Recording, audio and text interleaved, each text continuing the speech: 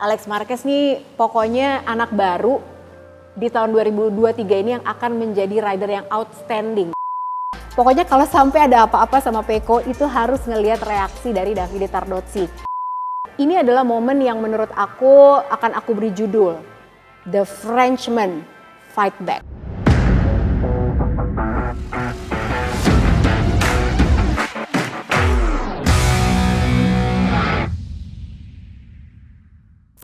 Hai, apa kabar? Kembali lagi di Pedok Talk bersama aku Lucy Wiryono. Hari ini tampilannya beda, tapi aku masih ditemani sama teman-teman aku di kanan kiri ini. Nanti aku cerita ya, mereka siapa aja di sini. Tapi sekarang yang paling penting, di segmen pertama ini kita akan ngomongin dulu tentang race yang baru saja terjadi di Termas de Rio Hondo alias Argentina GP. Apa yang terjadi? Bentar, kita sekarang diingatkan dulu karena ada drama apa aja. Jadi buat kalian yang masih bertanya-tanya, kan kemarin tuh sebenarnya waktu di episode pertama comeback aku udah sempat ngomongin tentang kontroversi drama double long lap penaltinya Marc Marquez. Jadi supaya kamu gak bingung, aku akan ulangin lagi runutan kejadiannya seperti apa. Jadi yang pertama, pasca kejadian di Portimao kemarin antara Marc Marquez dan juga Miguel Oliveira. Nah, ini kan langsung keluar tuh surat dari Tim Stewart, dapat tuh double long lap penaltinya. Kemudian karena Marc Marquez tidak bisa turun di Argentina GP, akhirnya penaltinya gugur. Terus mungkin mereka mendapatkan tekanan dari netizen, bukan netizen Indonesia, enggak. Banyak banget yang protes sebetulnya. Nah akhirnya dikeluarkan surat revisi dari Tim Stewart, jadi keluar surat yang kedua. Yang menuliskan isinya adalah bahwa Marc Marquez harus tetap menjalankan double long lap penaltinya di race di mana dia dianggap fit untuk bisa turun. Dan kemungkinan dia akan melakukan double long lap penaltinya ini di Circuit of the Americas tanggal 16-17 April waktu setempat, begitu ceritanya. Bumbu ini semakin ditambah lagi karena RNF Aprilia juga melayangkan protes. Mereka bilang bahwa harusnya Marc Marquez memang diberikan penalti yang berat. Supaya apa? Supaya bisa menjadi contoh buat rider-rider muda. Tapi Repsol Honda pun juga mengeluarkan pernyataan. Pernyataan yang dikeluarkan sama Repsol Honda bukan karena mereka keberatan Marc Marquez dapat penalti loh, tapi mereka menyatakan bahwa keberatan kenapa kok keputusan Tim Stewart ini dimodifikasi, harusnya konsisten. Nah kalau menurut aku sebetulnya buat kalian yang di luar sana mungkin masih menghujat-hujat Marc Marquez, Marc Marquez nih emang pantas mendapatkan ina itu ngejelek-jelekin. Bahkan ya di kolom komen di Instagram aku banyak juga yang mengait-ngaitkan sama kejadian tahun 2015. Ya ampun guys, please deh move on. Aku juga fansnya Valentino Rossi, cuman udah kali karena sebetulnya masalah ini adalah lebih ke tidak konsistenan Tim Stewart yang sudah terjadi berulang kali itu. Nah kemudian itu tadi semua berita-berita yang udah aku rangkum. Sekarang kita ngomongin tentang apa yang terjadi di Termas de Rio Hondo.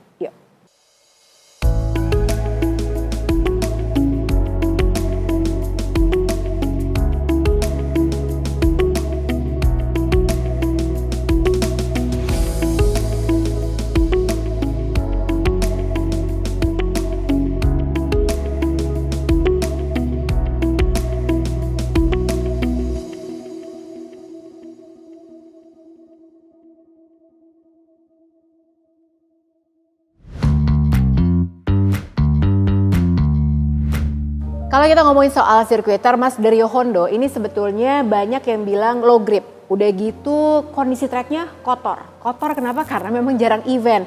Jadi kalau nggak salah event yang terakhir digunakan di situ adalah untuk event Porsche GT3 di bulan Agustus. Jadi kebayangkan waktu Friday practice itu semua tuh ngebersihin trek, bukan nyari setup apalagi nyari race pace. Karena memang benar-benar kondisi treknya tuh kotor gitu dan low grip. Terus, jadi kalau misalnya kalian lihat, pokoknya banyak kejadian deh. Alex Marquez juga pas dia sempat tuh ada yang pas dia lagi ngelewat di salah satu bagian track itu kayak berdebu banget gitu dan kotor. Terus udah gitu, kalau kita ngomongin soal Friday practice-nya, coba kita lihat highlights-nya seperti ini ya. Yang pasti di saat sesi latihan, Duo Aprilia ini kan masih kering. Waktu practice gak ada hujan sama sekali. Duo Aprilia tuh luar biasa banget. Bahkan Maverick Viñales itu pede banget dan waktu dia di interview itu kelihatan kayak dia, wah pokoknya ini aku dapat banget deh. Ini RSGP kali ini bener-bener yang aku banget dan aku bener-bener kerasa bisa kompetitif. Alex Espargaro waktu ditanya sebenarnya apa sih yang menjadi kelebihan dari Aprilia, kok yang lain kayaknya even Ducati loh, itu agak struggling juga. Bahkan Pecco Bagnaia tuh juga nggak yang gacor banget gitu juga, sama sekali enggak. Nah, tapi waktu Alex Espargaro ditanya sebetulnya apa yang menjadi kelebihan Aprilia, apakah ini benar-benar udah dapat banget dibandingkan dengan manufaktur yang lain? Alex bilang enggak, sebenarnya kita nggak terlalu jelek dibanding yang lain aja. Sebenarnya kalau dibilang bagus-bagus banget juga enggak, tapi kita lebih tidak buruk dibandingkan dengan pabrikan yang lain, katanya gitu. Nah, kemudian kita juga lihat pabrikan lain, yaitu siapa lagi kalau bukan Yamaha. Itu yang paling banyak ditunggu-tunggu juga. Aku ngomongin Yamaha. Fabio Quartararo kita lihat juga dia sangat amat struggling, bahkan dia harus masuk Q1. Dia nggak lolos langsung masuk ke Q2. Dan di situ juga kita lihat ada siapa lagi? Oh, Franco Morbidelli, tapi beda banget. Franco Morbidelli justru mengalami nasib yang sangat berbeda dengan Fabio Quartararo. Kalau Fabio Quartararo struggling dengan kondisi Termas Dario Hondo yang low grip, sementara Frankie Morbidelli ini aku nggak tahu kenapa di saat low grip dia tuh malah dapat. Dan dia itu bagus banget di practice, dan bahkan dia juga terus sampai di starting grid dia juga posisinya bagus, posisi 4 loh. Nah, kita lanjut lagi. Kejutan yang terjadi di Termas Dario Hondo apa? Alex Marquez bisa pole position. Ini kan emang udah aku prediksi ya bahwa Alex Marquez nih pokoknya anak baru di tahun 2023 ini yang akan menjadi rider yang outstanding. Kenapa? Karena sepanjang winter testing kemarin dia ngelihat adaptasinya tuh, kita semua bisa lihat lah, adaptasinya oke banget. Dan Alex Marquez itu bener-bener bisa langsung tune in sama si GP22-nya gitu. Dan makanya dia pole position kemarin. Terus Frankie Morbidelli seperti yang aku bilang tadi sangat impresif, dia bisa ada di P4 di starting grid, luar biasa. Karena akhirnya Frankie Morbidelli, kamu bangun juga. Karena aku udah berkali-kali bilang bangun dong kalau kamu diganti loh musim ini, oke? Nah, kita lanjut ke segmen 2. Kita ngomongin soal race. Sekarang kita masuk ke segmen 2. Segmen 2 ini kita akan ngomongin tentang race-nya. Dan seperti yang kalian tahu juga Pedok Crew bahwa race ini ada 2, Sabtu dan Minggu. Hari Sabtu kita akan ngomongin tentang sprint race-nya, dan di segmen selanjutnya, segmen 2 juga sih maksudnya, hari Minggunya kita punya main race tuh kan. Aku juga masih nggak biasa loh karena kita punya 2 race. Oke, kita ngomongin tentang sprint race-nya dulu. Di sprint race, wah, kalau kita ngomongin tentang highlights, apa yang aku ingat dari sprint race hari Sabtu kemarin di Termas Dario Hondo, apalagi kalau bukan fight antara Alex Marquez dan Pecco Bagnaia. Wah, di sini sih ya Alex Marquez itu dia bener-bener gak ada takut-takutnya ngelawan Pecco Bagnaia, si juara dunia tahun lalu. Kenapa? Karena pokoknya kalau kalian lihat itu fightnya tuh yang berulang kali, terus yang bener-bener galak nih dua-duanya, dan Pecco Bagnaia juga ya berusaha keras gitu untuk bisa menampik serangan dari Alex Marquez. Ingat kakaknya terus kalau aku, oke. Nah, Alex Marquez. Terus yang impresif lagi apa coba? Brad Binder. Kenapa? Brad Binder ini start di posisi 15. Tapi dia itu startnya bagus banget. Jadi begitu mulai dia itu langsung deket banget sama Apex, dan dia bisa dapetin momentum sampai akhirnya dia berhasil memenangkan sprint race hari Sabtu. Dan menurut aku sih gila, Brad Binder gawat banget. Dia kayak tiba-tiba ada aja goib gitu kan. Toto ada di depan padahal startnya dari paling belakang 15 gitu. Nah, kemudian yang paling menarik juga dari sprint race yang harus kita lihat adalah Karang Taruna VR46 Academy. Kenapa Karang Taruna? Abis mereka tuh kayak cowok-cowok Karang Taruna kan, bareng-bareng terus. Pas kemarin nyampe di Termas Dario Hondo, mereka lagi kayak bikin track walk gitu. Itu semua tuh termasuk Frankie Morbidelli juga ikutan. Ada Luca Marini, ada Pecco Bagnaia, ada Bezzecchi.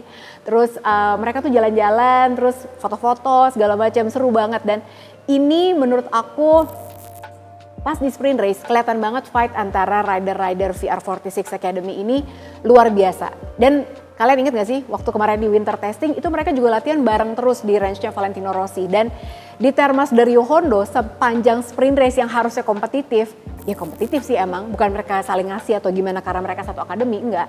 Tapi justru menurut aku mereka benar-benar kompetitif dengan cara yang enak banget dilihat gitu. Karena mungkin ya itu ya sering main bareng. Nah itu momen-momen yang menurut aku seru banget di sprint race. Nah podium sprint race aku ingetin lagi, nomor 1 Juaranya adalah Brad Binder yang aku bilang goib tadi. Kemudian ada Marco Bezzecchi yang juga tampil sangat cantik sekali di Termas de Rio Hondo sepanjang weekend. Dia finish di posisi kedua dan juga ada Luca Marini di posisi ketiga. Jadi ini saat yang menyenangkan tentunya buat tim Muni VR46 karena dua ridernya bisa ada di podium saat sprint race. Nah, duo Aprilia gimana? Tadi kan aku bilang sebetulnya mereka tuh cakep banget loh pas lagi Friday practice karena lagi kering. Nah, ini udah mulai agak-agak kacau nih gitu pas di sprint race gitu kan. Nah, itu mereka anehnya masuk top 6 aja enggak. Alex Espargaro tuh juga dia bilang kenapa ini powernya tuh emang gede si Aprilia tapi kok kayak aku sulit mengendalikan. Sementara kalau Viñales yang sebetulnya tampil jauh lebih baik daripada Alex Espargaro kalau menurut aku, dia kenapa sih kok nggak bisa perform pas sprint race? Jadi dia itu ternyata front fairingnya hilang, front fairing tuh yang kayak gini-gini nih. Nah jadi kan dia ada impact, terus dia pasti tanya kena siapa, ketabrak siapa? Nggak tahu karena itu hektik banget sprint race ya kan, semuanya hektik, semuanya pengen maju ke depan. Nah jadi ini hilang dan ini bukan kasus pertama front fairingnya Maverick Viñales tuh hilang. Dia pernah beberapa kali race dengan kejadian seperti itu dan sebenarnya kalau misalnya kita nih mata awam ngelihat front fairing apa sih? Kenapa sih emang kalau hilang? Itu susah loh apalagi dengan motor prototype seperti MotoGP. Kalau sampai hilang nih bagian-bagian aeronya itu ribet banget karena pasti akan sulit dikendalikan. Nah itu. Terus ada juga informasi tentang Joan Mir. Joan Mir ini juga crash di sprint race. Nah, Joan Mir ini mengalami injury awalnya tuh dia di ankle katanya. Jadi, tapi pas sudah dibawa lagi ke rumah sakit, ternyata dia mengalami injury pada kranial dan cervical. Jadi kayak ada gegar otak ringan dialami sama Joan Mir. Jadi makanya dia dinyatakan tidak bisa turun di main race di hari Minggu. Jadi tim Repsol Honda kosong di hari Minggu gitu. Nah itu tadi sprint race-nya. Sekarang kita udah siap buat ngomongin main race-nya. Tarik nafas dulu, yuk.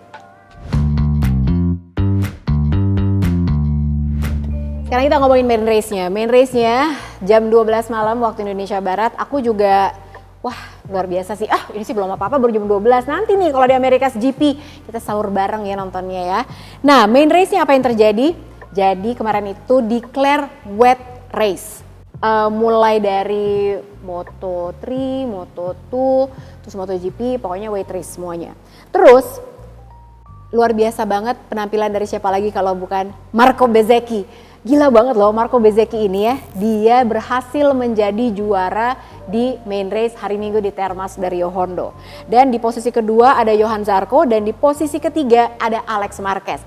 Dan ini menariknya adalah semuanya Ducati tapi semuanya independent team, satelit ya kan? Luar biasa ya. Sementara factory-nya gimana? Ya kalau Enea Bastian ini kan masih cedera jadi dia belum bisa turun. Pecco Bagnaia ini sayang banget, Pecco Bagnaia tuh crash padahal udah tinggal 9 lap lagi deh gitu. Dan dia itu lagi ada di P2 sebetulnya, tapi dia crash. Waktu ditanya sebetulnya Pecco, ada kejadian apa ini, kenapa kamu bisa crash? Dia marah dong, dia bilang aku juga gak tahu, pokoknya depannya hilang. Dan biasanya kalau depannya hilang tuh, dia bilang I lose the front. Biasanya kalau depannya itu sampai hilang karena aku tuh ngeremnya kebanyakan atau sebenarnya ngeremnya kecepatan, akhirnya hilang depannya. Nah ini tuh aku lagi nggak ngapa-ngapain, justru sebenarnya lagi ngegas, kok malah depannya hilang. Ya cuman ya nggak tahu lah ya kenapa gitu. Karena aku pas ngeliat crashnya juga kok aneh banget. Ya udah kayak dia nge-slide pelan aja gitu kan. Dan dia berusaha untuk bangkit lagi, berusaha untuk recovery lagi, ngejar poin tapi sia-sia dia nggak mendapatkan poin apa-apa. Bahkan waktu habis kejadian dia crash, itu lihat nggak sih ekspresi Tardozzi langsung kesel banget gitu ya. Iyalah aku juga gemes karena sebetulnya Pecco ini menurut dia pun dia juga bilang aku tuh sebel, aku tuh marah banget kejadian crash ini karena nggak penting buat dia. Dan dia bilang bahwa tahun ini aku tuh ngerasa lebih siap, aku ngerasa lebih matang dan aku ngerasa GP23 ini benar-benar sesuai sama riding style aku. Jadi ini tuh kesalahan yang harusnya tidak terjadi. Nggak apa-apa Pecco, kita coba lagi di Circuit of the Americas, oke? Nah terus highlights yang mesti kalian tahu dari main race kemarin adalah Johan Zarco. Johan Zarco ini juga penampilannya luar biasa. Karena dia itu menurut aku momentum yang paling gong dari Johan Zarco adalah di 2 lap terakhir saat dia mulai mau makan si Alex Marquez. Karena dia tahu tuh, dan dia bilang pas di interview, aku udah lihat tuh orang-orang udah punya masalah rear grip, makanya aku coba buat nge-push. Dan aku tuh masih oke banget rear gripnya, makanya dia berani nge-push dan dia berhasil ngambil Alex Marquez. Kemudian salah satu highlight juga yang paling cakep adalah dari seorang Frenchman juga, siapa lagi kalau bukan Fabio Quartararo, yang start sebetulnya dia di P10. Kemudian sempat terjadi insiden antara dia dengan Nakagami, jadi Nakagami tuh mau masuk. Nakagami sih ngerasa nggak salah ya gitu. Tapi akhirnya begitu Nakagami masuk, dia tuh agak keluar gitu, akhirnya kedorong Fabio Quartararo dan akhirnya dia sempat mundur sampai ke P16. Yang menurut aku hebat dari seorang Fabio Quartararo adalah dia berhasil melakukan recovery yang sangat luar biasa sampai dia akhirnya bisa finish di P7. Jadi terlepas dari seharusnya Nakagami mendapatkan sanksi atau enggak, kenyataannya enggak sih. Tapi Fabio, dia bilangnya gini, aku nggak ngerti kenapa kok Nakagami nggak dapat sanksi gitu. Nah kenapa aku ngomongin Peko? Karena sebetulnya Nakagami ini pernah kejadian juga, ingat gak sih waktu di Catalunya 2022. Nakagami ini bukan pertama kalinya loh dianggap overly aggressive. Jadi waktu di tahun 2022 dia justru sempat bikin Peko Bagnaia dan juga Alex Rins crash di Catalunya 2022. Nah kejadian lagi nih kemarin, meskipun Fabio Quartararo nggak sampai crash, dan kemarin Nakagami waktu ditanya, jadi kamu sebenarnya salah nggak sih gitu menurut kamu melakukan ini ke Fabio Quartararo? Enggak, ini biasa aja dan ini emang ada celah kok dan aku nggak membahayakan siapa-siapa dan Fabio Quartararo kan nggak kenapa-kenapa gitu, sebenarnya tidak sampai crash. Ya sampai mundur sih ke P16 gitu kan. Nah itu tadi. Nah terus sekarang Binder apa kabar? Padahal aku juga agak memfavoritkan dia loh untuk bisa ada di podium. Nah Binder ini sayangnya pas di lap-lap awal dia sempat kesenggol juga sama Maverick Viñales. Tapi Maverick Viñales juga tidak mendapatkan penalti dan dianggap racing incident biasa. Itu juga gitu tuh. Jadi Maverick Viñales masuk banget dari dalam terus kena kontak dengan motornya Binder. Nah ini Bindernya sampai jatuh. Tapi Binder juga bangun lagi dan dia mencoba untuk rejoin. Akhirnya 11-12 lah sama Pecco Bagnaia. Nggak dapat poin juga anyway. Nah dan ada Franco Morbidelli yang kemarin juga tampil sangat luar biasa di main race. Tapi sayangnya ya udah dia harus menyerah saat ditekan sama Johann Zarco. Nah itu tadi momen-momen yang terjadi di sprint race udah, di main race udah. Terus sekarang aku mau update dulu klasemennya sementara sekarang siapa. Kemarin waktu di Portimao begitu sempurna Pecco Bagnaia mendapatkan full point 37 ya kan. Nah sekarang yang leading klasemen adalah si anak baru Marco Bezzecchi. Marco Bezzecchi sekarang ada di puncak klasemen dengan raihan 50 poin. Sementara Pecco Bagnaia ada 41 poin. Ada Johann Zarco 35 poin. Ada Alex Marquez 33 poin. Ada Maverick Viñales 32 poin. Jack Miller dengan 25 poin. Ada Jorge Martin 22 poin. Ada Brad Binder dengan 22 poin. Duo Yamaha satu-satunya inline 4 di grid. Dua-duanya deng. Karena gak punya tim satelit Yamaha sendirian. Franco Morbidelli di posisi ke-9 dengan 21 dan Fabio Quartararo dengan 18 poin. Nah, sebelum kita udahan, aku mau pilih-pilih best moment dulu dong. Tapi nafas dulu sekarang. Sebelum aku pilih-pilih best moment, apa aja yang menurut aku sangat menarik perhatian di Termas del Rio Hondo alias Argentina GP kemarin, aku mau ngajak kenalan dulu. Tadi kan aku udah bilang kan pas lagi opening, ini siapa aja. Jadi ya, ini tuh aku suka banget deh. Ini adalah V4 SP2, ini yang di sebelah kanan aku. Dan yang ini adalah V4 SP Street Fighter versinya. Tapi dua-duanya, ini kok kayaknya mirip-mirip. Livery-nya memang winter testing ceritanya gitu. Cakep banget ya, ini tuh aku suka banget nih livery-nya. Terus yang bikin beda apa? Mesinnya tuh sebenarnya sama dua-duanya, tapi yang bikin beda itu di suspensinya sama di remnya. Remnya tuh dua-duanya pakai Brembo juga, tapi kalau yang Street Fighter ini dia tuh lebih sporty gitu deh gitu. Sama ya mungkin kalian akan lihat lah gitu, beda-beda dikit lah gitu ya. Gitu front fairingnya juga agak beda, tapi kalau aku suka yang mana ya? Kalau sehari-hari sih aku suka banget yang Street Fighter ini karena lebih sporty. Kalau pengen gaya-gayaan, tapi kalau Ducati tuh nggak bisa mori ya, kenceng soalnya. Kalau pengen pamer ya, weekend gitu keluar ini sih. Dan ini tuh limited loh ternyata. Jadi aku baru tahu bahwa V4 SP2 ini jumlahnya terbatas di dunia. Makanya ini eksklusif banget. Tapi ini mesinnya sama-sama kenceng, 1100 cc. Gila. Aku nunggu di ajarin naik motor dulu deh sama Ducati Indonesia kalau gitu ya. Nah sekarang kita langsung masuk ke best moment. Oke, best moment pilihan aku di Argentina GP ini apa aja? Sebentar, aku harus catat karena momennya banyak banget. Oke, yang pertama ini adalah Karang Taruna VR46 Academy. Kenapa? Ya itu tadi yang aku bilang, mereka itu kan kayak kalau bahasa Jawanya guyup banget gitu. Momen kebersamaan mereka mulai dari track, walk, terus udah gitu mereka lagi sprint race, terus udah gitu bahkan ada momen pas Minyo podium, itu pada ngumpul loh di Parc Fermé dan itu seru banget ngeliatnya. Jadi aku ingin menjadi circle mereka juga, pengen. Nah, itu yang pertama. Yang kedua ini momen yang patah hati, terutama mungkin buat kalian fansnya Pecco Bagnaia saat Pecco crash. Terus udah gitu kita lihat reaksinya Davide Tardozzi seperti apa, karena pokoknya kalau sampai ada apa-apa sama Pecco itu harus ngelihat reaksi dari Davide Tardozzi. Dia menang pasti Tardozzi akan bisa 10 kali lipat lebih senang daripada Pecco-nya. Kalau misalnya sampai crash kemarin tuh kayak lebih stres juga Davide Tardozzi daripada Pecco-nya gitu. Terus yang ketiga, ini adalah momen yang menurut aku akan aku beri judul The Frenchman Fight Back. Kenapa? Karena dua-duanya, Johann Zarco dan juga Fabio Quartararo sama-sama menunjukkan perlawanan yang luar biasa. Jadi Zarco tuh kemarin juga sebenarnya posisi startnya lumayan oke di posisi 5. Tapi dia juga sempat mundur, terus sempat dia ngelebar segala macam. Wah kacau banget deh, kemarin tuh lumayan hektik kan pas lagi main race. Tapi dia berhasil untuk satu-satu melakukan serangan kepada rider-rider yang ada di depannya dia. Fabio Quartararo pun juga melakukan hal yang sama. Sempat kesenggol sama Nakagami, mundur sampai 16, terus aja dia kejar sampai recovery di P7. Jadi itu tadi semua tentang review apa yang terjadi di Termas Dario Hondo di Argentina GP.